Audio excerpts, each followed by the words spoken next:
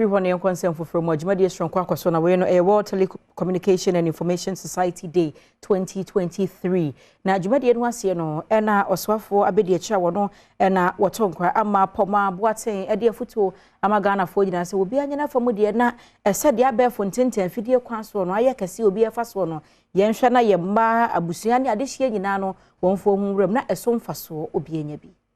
Afiwe World Telecommunication and Information Society Day 2023 National Communications Authority for a day wojumedi na se no eho na beto odwa se yepe aman ahodo a eba ne information and communications technology ICT bia womo enko wonenim papa na oman Ghana eka ho bi na niema bia akoye akwansidie ama Ghana no ebi ene ICT infrastructure ene akade a womo ebetimi ede aye ICT enimu skills nkyerɛkyerɛ wɔsoafo abedi echi ono na hwe communications eso ama poma boaten edede nsemi atudwa edema osoafo a ono na hwe communications eso osla owusu abradwumedie ne ekoso no odi tudwa se enwo behia se omanfo a wo mankasa ebie won anwuma ene aban no ebeka bom ne ICT wo mo etimi apagya no ama na kɔ enim. Yes, let's say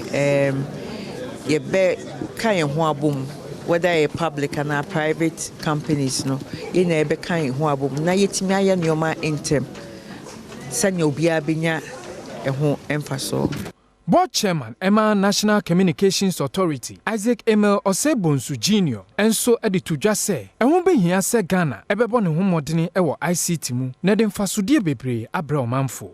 It is our collective responsibility to support LDCs on their journey from the potential to prosperity through technology.